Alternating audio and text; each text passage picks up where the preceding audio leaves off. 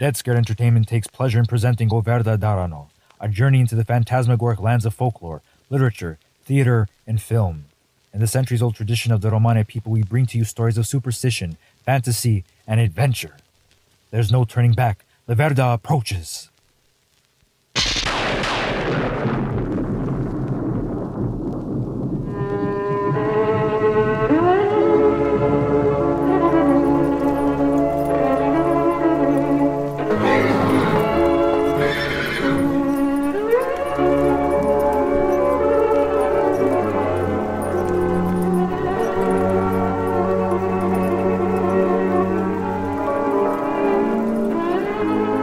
Latchi Ratyi Miro Amal. Good evening, my friend. I am Makalai. It's good you came around. I need you to do me a favor. One of my reins is wearing down and I need you to remind me to replace it soon. This cry of mine is a regular baying at times, and he tugs at this rope constantly.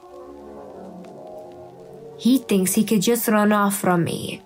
But whether he likes it or not, we're stuck together. We're family.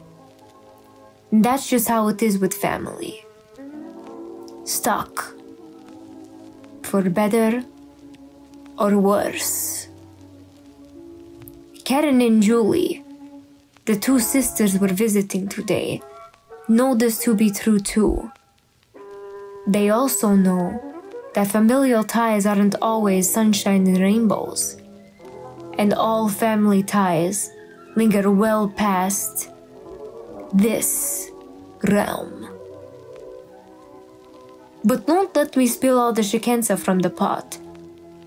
Let them tell you.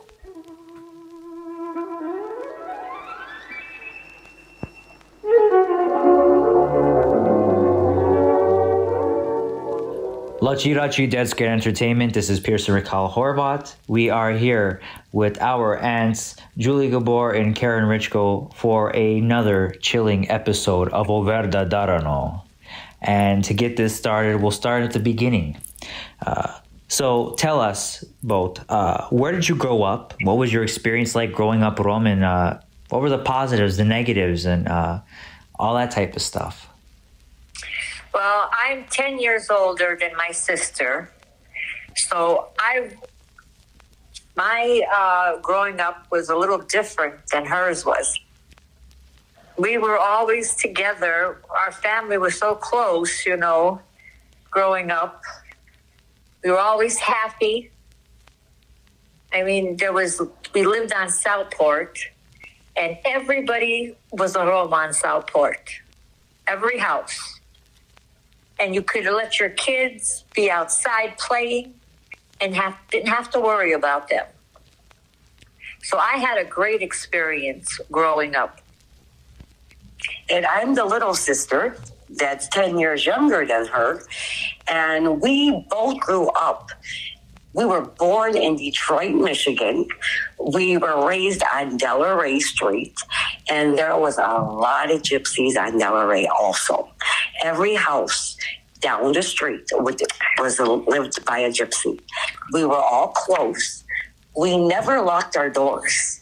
Our doors were always unlocked, morning, noon, and night, because everybody was always having a good time, always drinking, eating, laughing, playing cards, playing dice.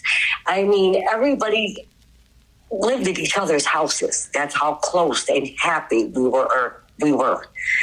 And then from Detroit, we moved to Chicago. And that's the street where my sister was talking about Southport. And there also, every house on Southport was lived by a gypsy. And we all, like she said, we did not have to worry about our kids on the street. We were always together. There was always good times. We were in each other's houses.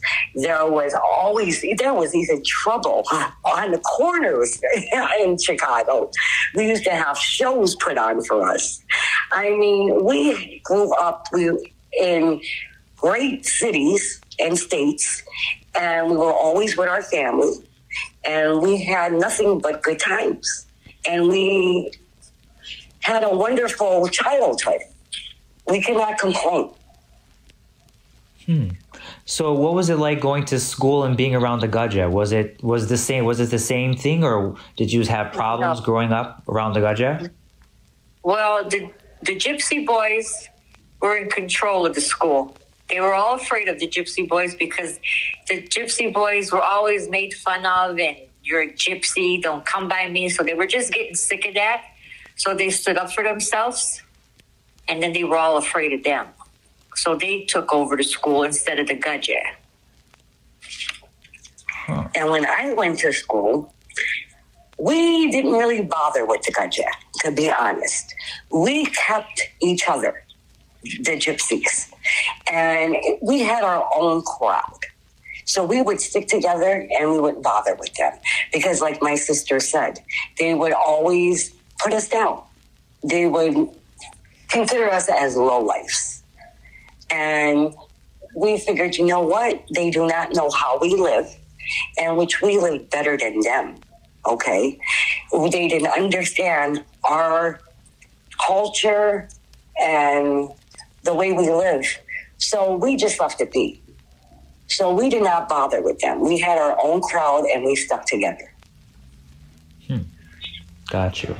So with that being said, when the Gypsy boys would all get together and say there was a problem, say there was another bunch of the kids that would get together, were there problems where there was literal fist fights, and did things like kind of go from after school? Did things start happening after school as well, where there was things happening on the streets, or was it always just happening in school and everybody just kind of kept to themselves?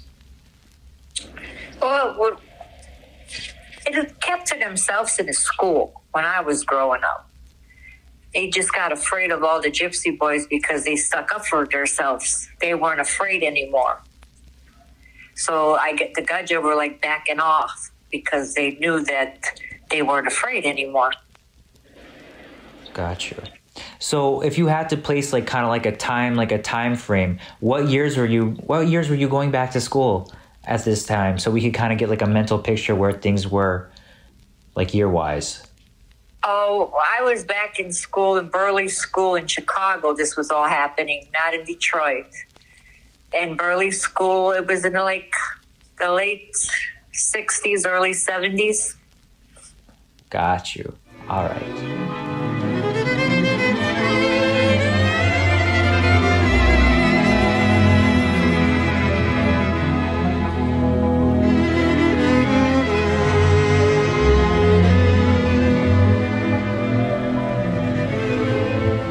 You guys said so much about how there was good times and there was parties and things constantly happening with the Roma. So take us back to those times when you were younger, during like the fall season, like now late September, October. How did you guys spend Halloween? What were you guys doing? Like give our listeners kind of an idea of like what it was like you and the family and the Roma would be doing leading up during the fall season all the way into Halloween. What was that like, that time of year? Well, the kids were excited, the little ones, because they knew Halloween was coming. They couldn't wait for Halloween because they would go trick-or-treating and they would want to dress up in their costumes, and they would just drive the mothers crazy, because they were excited. But what we would do, like the older ones, after we would take the little ones out trick-or-treating, they would run a hall. Everybody would pitch in, and they would run a hall, and they go there and drink, and they would have contests. And I mean, that's the way we celebrated Halloween. Yeah, and then in my days, what we do the same thing, take the kids trick-or-treating, and if we didn't take them trick-or-treating, we would make a little party for them in a house. And after they would have their fun, we would put them to sleep. And my parents would come downstairs and watch my kids, because I had 3 little ones. They were all a year apart. So my mother would come down while they were asleep, and I would get dressed and go to the Lincoln Tab.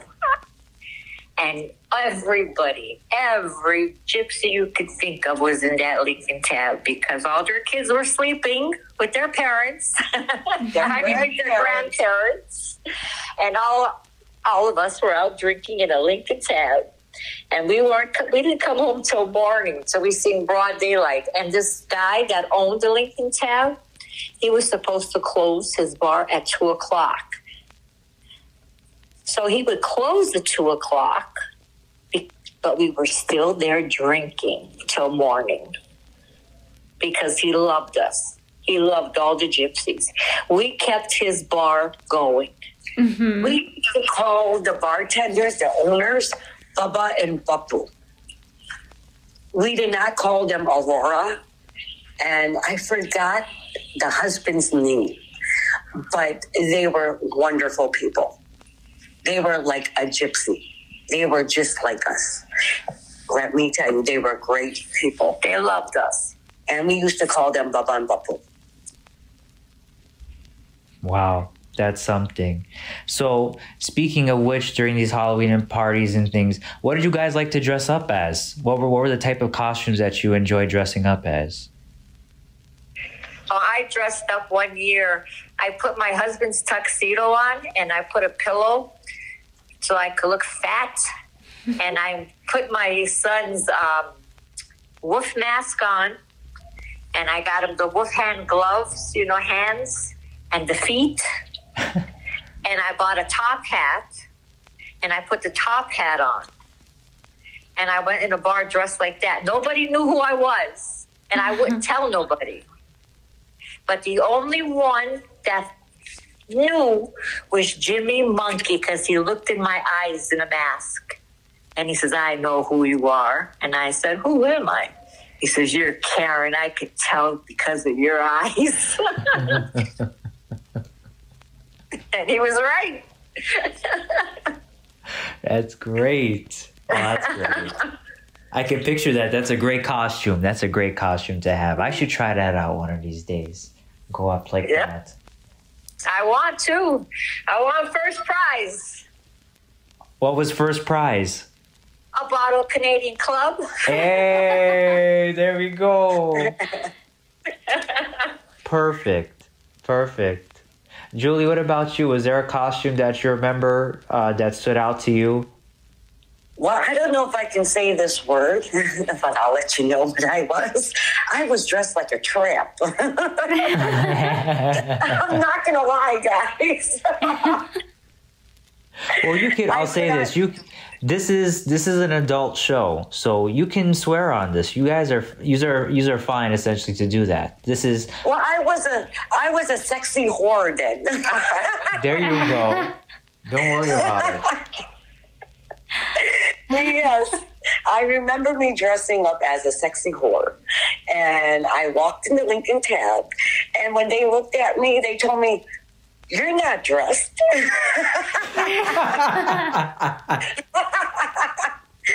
said, "You're not dressed. You dress like this every day." Yeah, but I remember that. I remember I was dressed as a sexy whore, and everybody was asking me what I was. That's crazy. What I was supposed to be. Yeah. All right.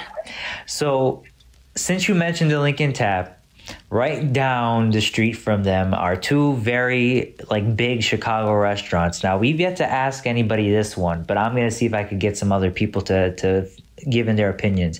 If you had to choose between the Golden Apple or S&G's, if you had to go eat there, which one would you rather go to eat at? I don't know. I love both of them. They were both so good.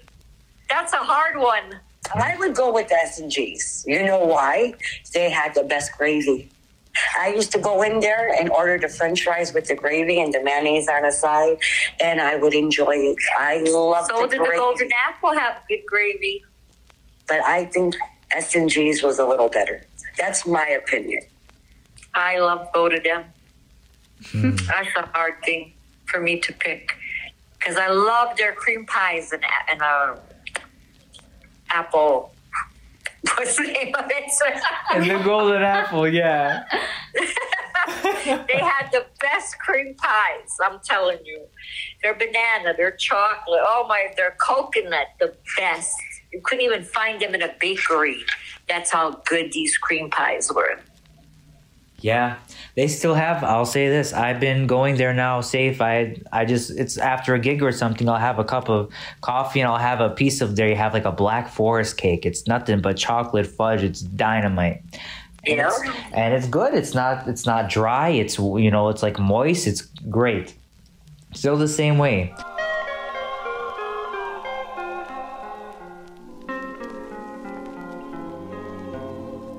So growing up, between Halloween and the costume parties and the trick-or-treating, I guarantee things were on television all the time. Something was always coming up, or there were things being shown at the theaters, going to the show to see these movies. What were movies that you enjoyed, like scary movies that you loved or that terrified you back then? The Exorcist. I mean, I had to sleep with my bedroom light on with my mother right next to me. So did you go to see that? I'm guessing, you saw that in the show. So did you see that opening night? Yes. There was a bunch of us that went to go see it when it first came out. I mean, and everyone who went to go see it, they slept with their mothers too. I'm telling you. That's something. Wow. And so I'm guessing, so when you went to go see this movie, I'm guessing you just heard from other people like, oh, it's scary. Did you have no clue what you were walking into? Correct. Wow. We didn't know. We just had to go see it because everyone was talking about it. Jara.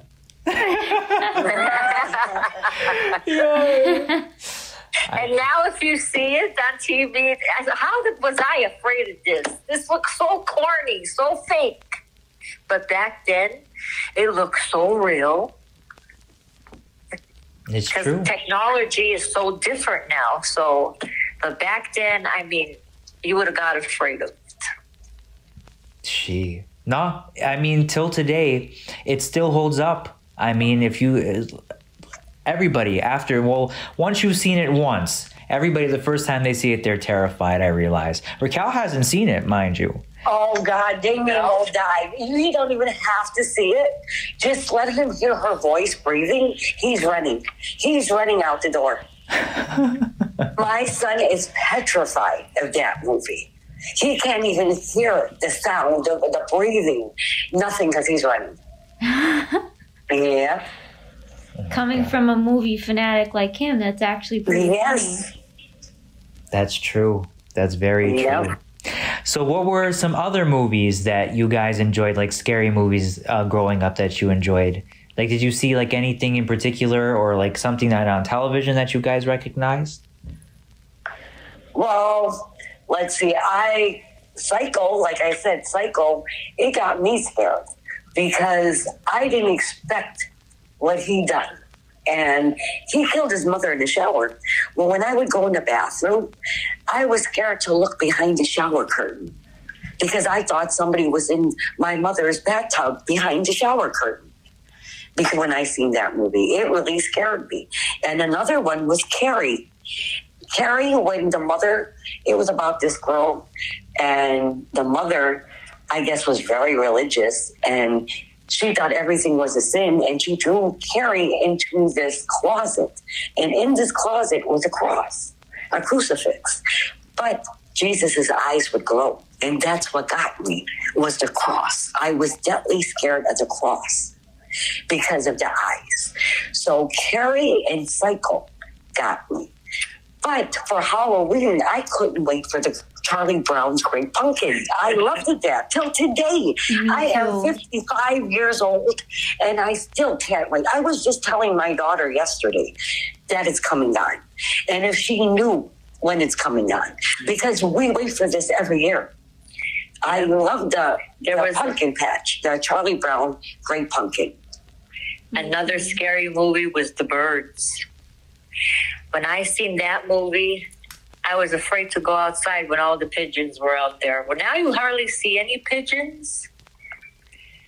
But back then, when that movie was out, there was a lot of pigeons out. And I was dead afraid to go out my door because of the pigeons.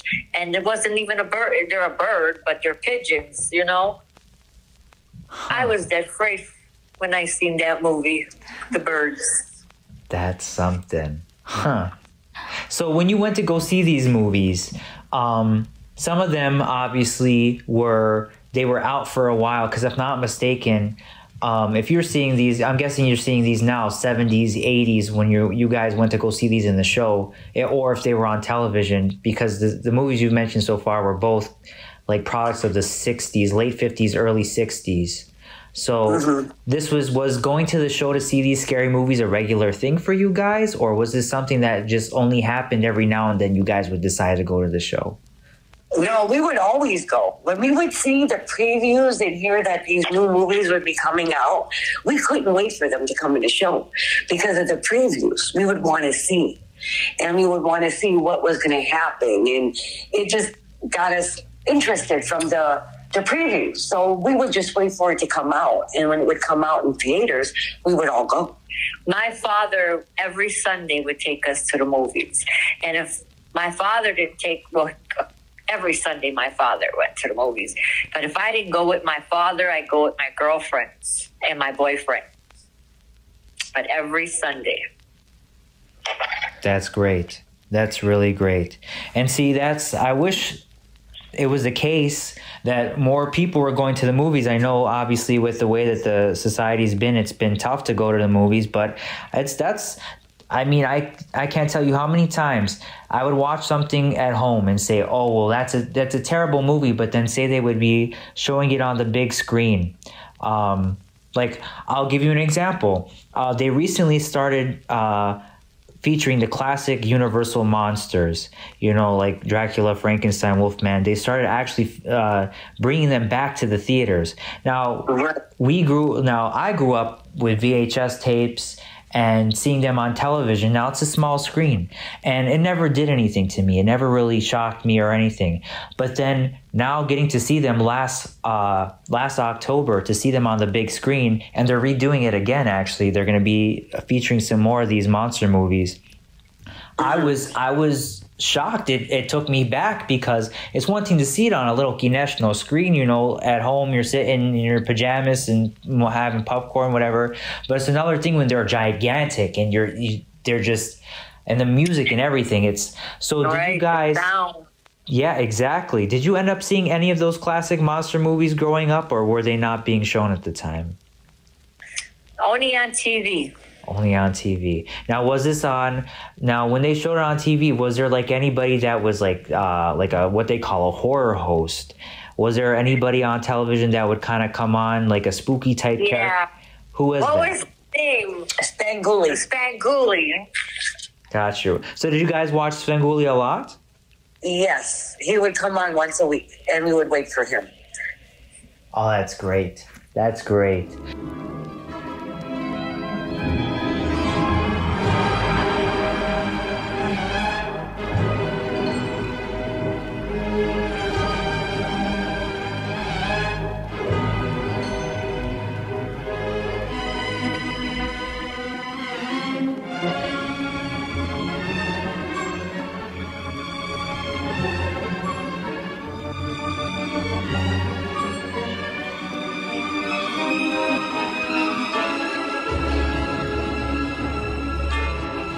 So I'd like to ask you both, do you believe in ghosts, witches, vampires, werewolves, aliens? Have you ever experienced anything that you can't explain, like the supernatural or something like that? Well, I never seen any Draculas or any aliens, but I do believe that there is aliens. Yeah, I'm going to be honest. I do believe there is aliens, and I believe they're here with us in Vegas, because there is a site. It's called Area 51, okay? And I did not believe it until I moved here. And my ex-husband, because I am divorced, my ex-husband had took me down there when we moved out here. And I believed it when I seen the signs. It tells you if you go beyond this point, we will shoot. Now, I never seen anything like that in my whole entire life, and I'm 55. But to me, it hit me. Why are these the signs out here, and why are they saying they will shoot? To me, they're hiding something. They have to be hiding something. That's why they don't want you to go beyond that point. And the only thing I believe is there's aliens. I really do believe in aliens. And I believe they're here in Area 51. And the scientists out here have them there. And their experience, their experience on them. They're like, this is what I'm thinking. I don't know if it's real, if it's reality, but this is how I feel and what I think. They have them there, and their experience. They're doing things with them. Like, how can I explain it? They're using them like test subjects, of course. Yeah, they're testing them. But that's my belief, that there is aliens. I believe that too. I believe there is aliens. I never had any contact with them, thank God, because I think I die. But I do believe. And about Dracula and all that, maybe many, many centuries ago, maybe there was. I don't know. I couldn't tell you, but I think Dracula and the werewolf was all made up. Gotcha. I think they're all fairy tales. So you feel that at no point in time were there creatures that fed on other humans?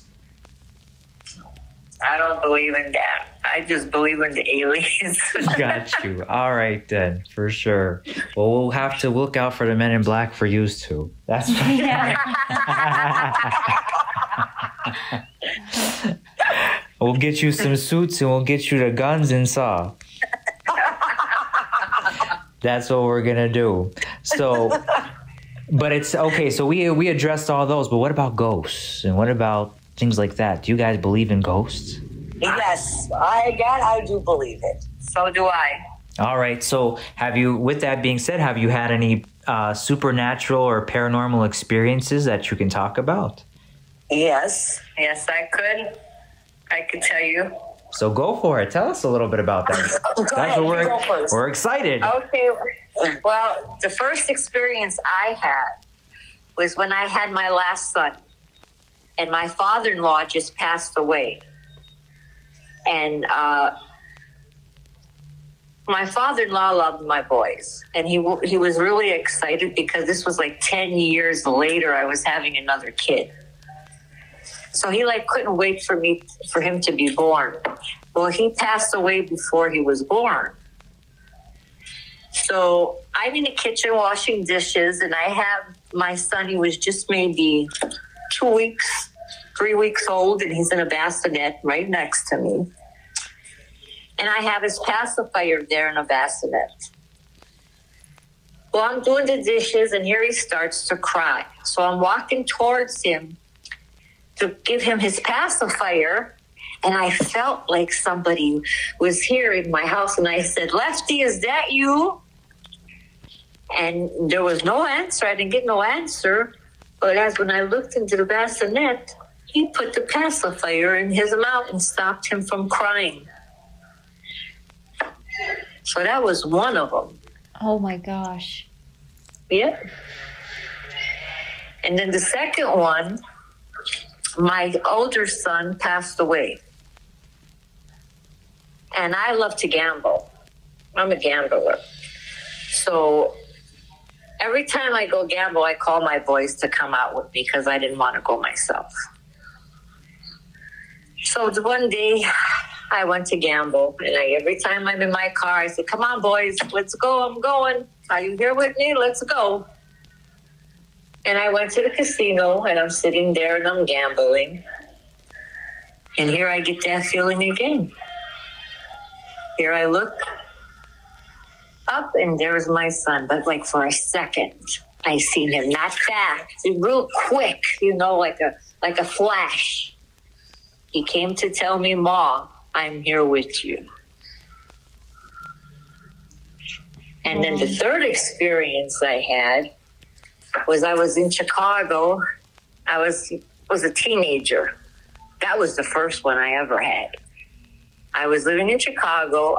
I was about 14, and my mother had a basement apartment, and she was renting it out to her family.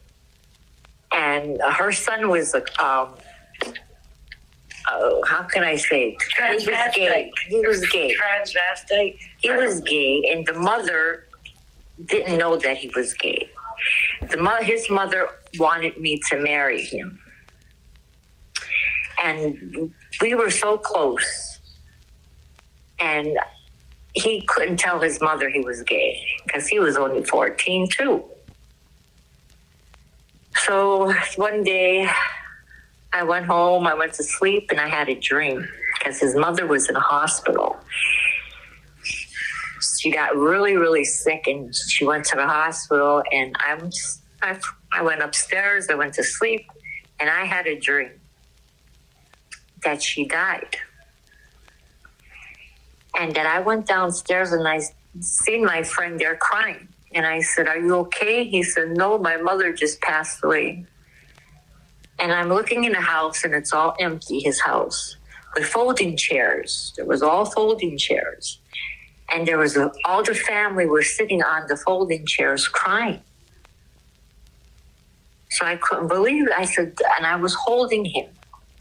Then I woke up. Then the next morning, I told my mother to dream. And she said, "Oh, you're crazy. You just have her on your mind. That's why you dreamt like that." So I went downstairs to go see my friend David. He opens the door, and he's crying. And there's all folding chairs and all the family sitting there crying. And they told me my mother just passed away. Wow.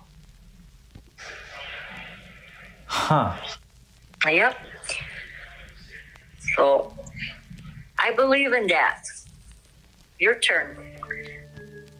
What's shaking, OVD fans? This is Pierce Horvath, co-founder of Dead Scared Entertainment. Raquel and I are so glad to have you listening to each and every episode of Verda Darano, and would greatly appreciate it if you'd give us a 5-star rating and leave a positive review on whatever platform you tune in from. This will help us reach more fantastic fans just like you and make the shadows just that much more friendly. We put a lot of effort into this, and all our content, including drawing videos, true paranormal experiences, and even more, is all accessible at deadscaredentertainment.com. And if you'd like to reach us through the ether and contact us regarding content ideas, general questions, or just to say hello from the other side, slither or swoop your way over to the Contact Us page on deadscaredentertainment.com. Thank you for listening. And now, back to your favorite bone-chilling broadcast, O Verda Darano. And I experienced in the same house on Southport my mother owned.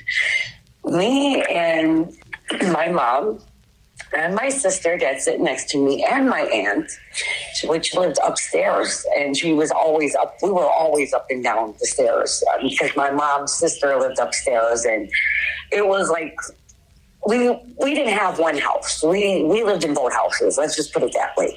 Like I said, our doors were never locked. We would just go up and down. And she was down with us in my mom's house. And we were sitting in the living room, and we were just talking with the TV on. And from nowhere, we smelled a bunch of roses. But the smell was so strong that we all looked at each other like, "Do you smell this? Where's it coming from?" And we were just talking, and we were just talking where is this odor coming from with the roses? The next thing we knew is my mother had a washer and dryer in the kitchen off to the side, and the washer turned on. And when that washer turned on, I looked at my sister and my aunt and my mom, and I said, "I'm leaving this house. I'm out of here."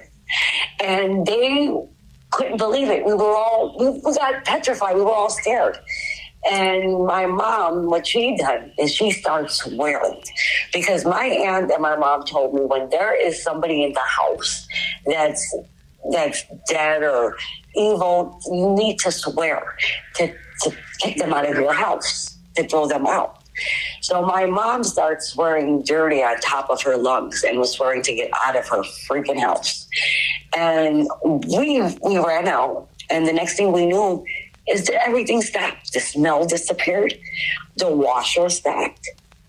And I was a young teenager. It freaked the shit out of me. And that's when I believed that there is ghosts, because I never experienced anything in my life. It was just a normal day. We're sitting in the house talking, just a family, and we just smelled the roses. And then from the roses, the washer turned on. And we were petrified. So that was one thing we experienced in my mother's house on Southport. And then the other thing was my family, a lot of my family members, they were Catholics, but they really didn't have much faith. They turned evil over time. I don't know how to explain this to you, but they turned evil. And they found this black church. I don't know where it was located at, but it was somewhere in Chicago. And I know a lot of my family members attended this church, and they would go to Mass. And I heard through the grapevines that the church was all black. The altar was black. The church, it was like dull and dark in there. And they used to attend Mass for the evil. And then I know a lot of my relatives were into black magic. They used to do certain things. I know there was one point in time where I went into my grandmother's house, and it was me and my first cousins, and we were all girls. And there was two of my cousins that liked these gypsy boys. But these gypsy boys didn't want to have nothing to do with my cousins. And they were much older. And I remember we were all in my grandmother's house. And my grandmother went in the bedroom, and she came out with this little bottle of oil. And she had told all of us what boys did we want. She wanted their names. And my two cousins told them. And she asked me. And I told her, I said, Bubba, I don't want a boyfriend. I'm too young. I don't want one. And she gave them this bottle. It was a little bottle of oil. And she said, you put the oil in your hands, and you rub your hands together, and you put this oil on the boys that you want, through their hair, on their face, but don't let them know what you're doing. You just like grab them and say, yay. And you just touch them with this oil. And I freaked out because I didn't know really what was going on. I was just listening. And do you know what? In time, my two cousins did end up with those boys, and they married them and had kids and had a life with them. So I did experience that my grandmother knew things. And I believe in witchcraft because of my family. Like I just told you a story about what my grandmother done. So I do believe in witchcraft. I do believe in voodoo. And to me, I don't believe in it myself because I don't do it. But I know it's there. It's out there. It's true. It happens. But I'm not into that. But a lot of my family is, and they do attend this black church. Yep.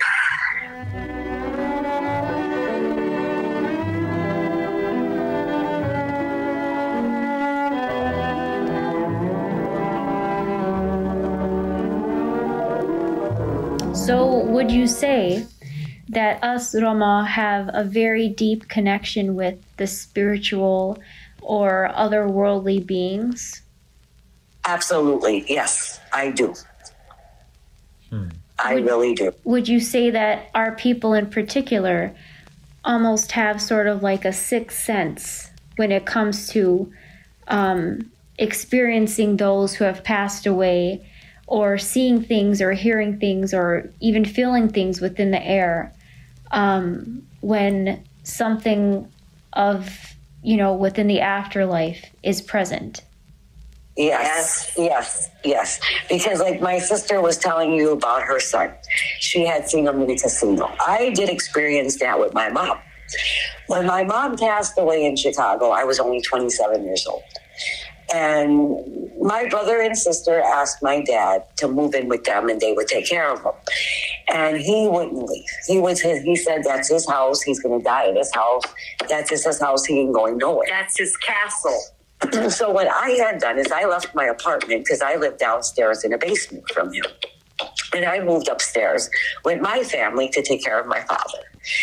And one day, my father had a job. He was a violinist. He played the violin.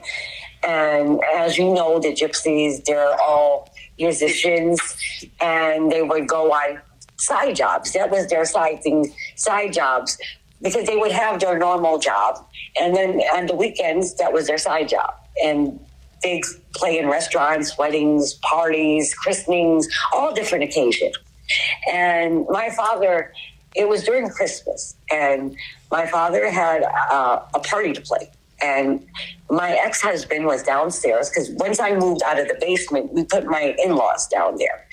And my ex-husband was downstairs with my kids. And I was cleaning the house. I was mopping. And how my mother's house was made is when you would come into her house, you were in a living room, and then it was the dining room, and then the kitchen, and then there was bedrooms off to the side. And I was mopping out of the middle bedroom, and I was into the dining room, and I had a feeling as I was mopping that there was someone there. And when I came out of the bedroom mopping, I just lifted up my head and I looked straight into the kitchen. And you've seen the kitchen table with the chairs. And I seen, it wasn't a person, it looked like a gray shadow. But I knew it was my mother, because you could have seen she had shorts on and a dago tee. And she was sitting by the table, and she had her two hands into fists underneath her chin. And she was looking straight towards the kitchen window. And I seen her. I even seen her clothes. The shorts were yellow. And she had like a lime green dago tee on. But she wouldn't look at me. She was just sitting there looking straight out the window. And I remember telling her, "Mom, I know you're here." And I wished her a Merry Christmas. And I thought I was crazy. And I turned my head. And when I turned it back to see if she was still there, she was gone. But she was there in my kitchen, sitting by the kitchen table, looking straight out the window.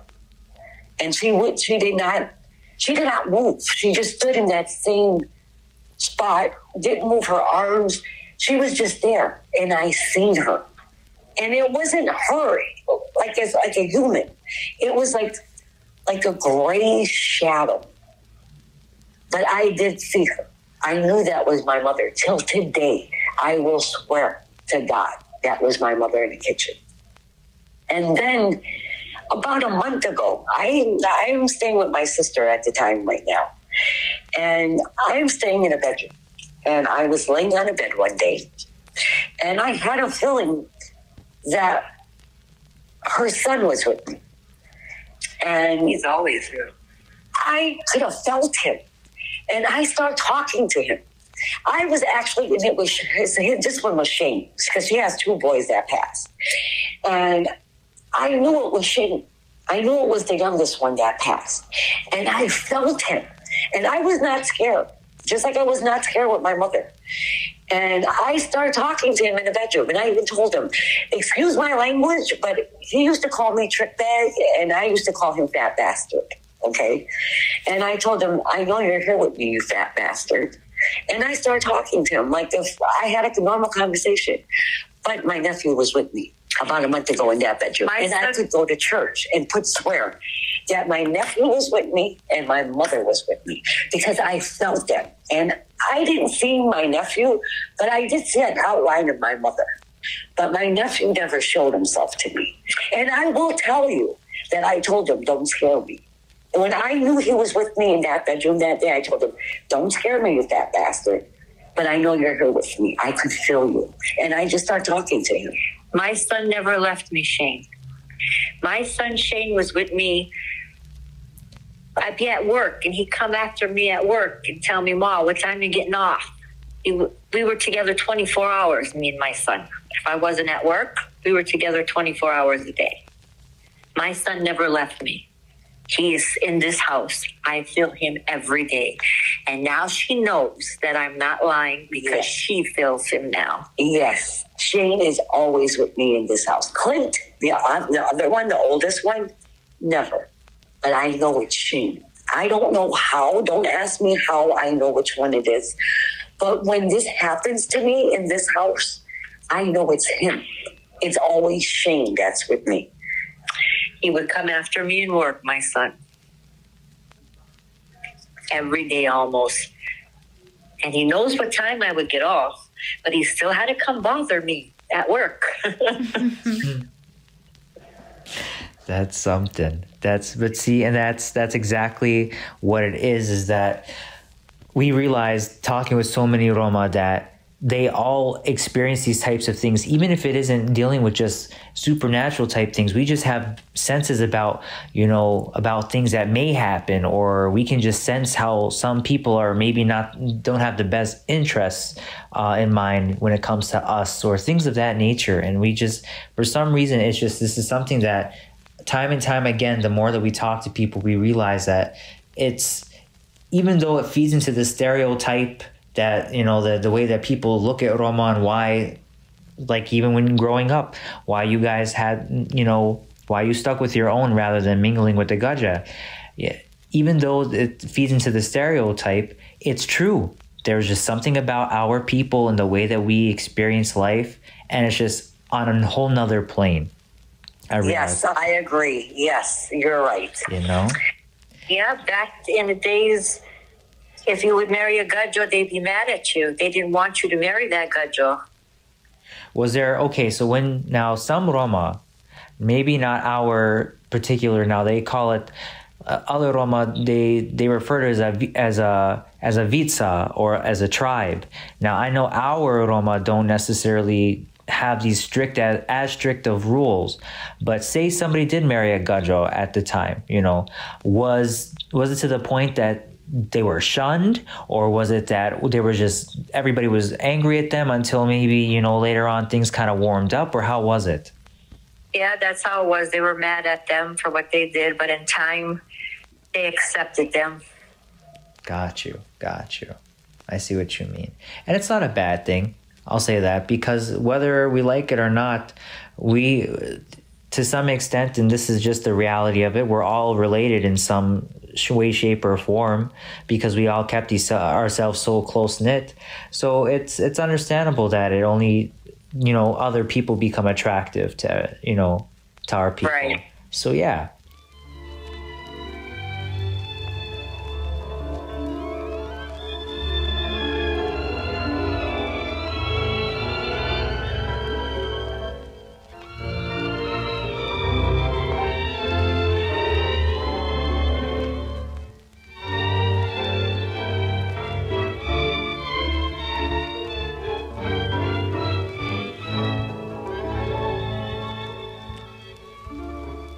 If you had to leave a message for our Roma people, like some type of words of wisdom, or something that you would like to, like if you had to say something to our people, what would it be?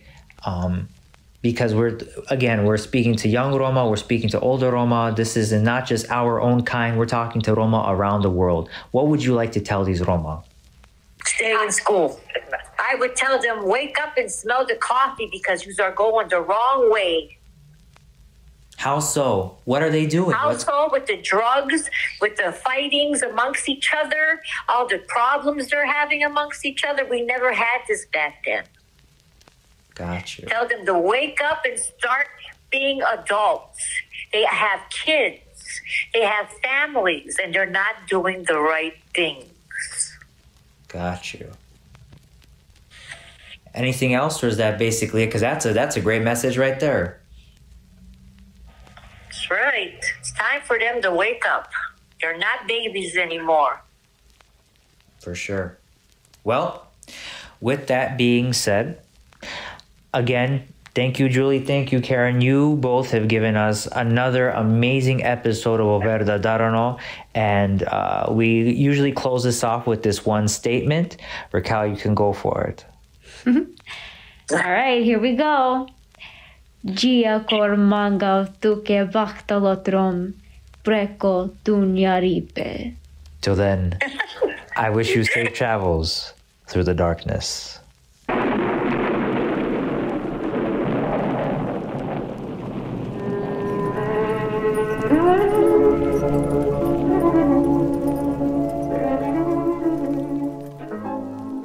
This broadcast of Verda Darano was brought to you by the talents of Pierce and Raquel Horvath, creators of Dead Scared Entertainment, with the help of Piroshka Raj. You've been listening to a production from Dead Scared Entertainment, where terror is our tradition. Good night.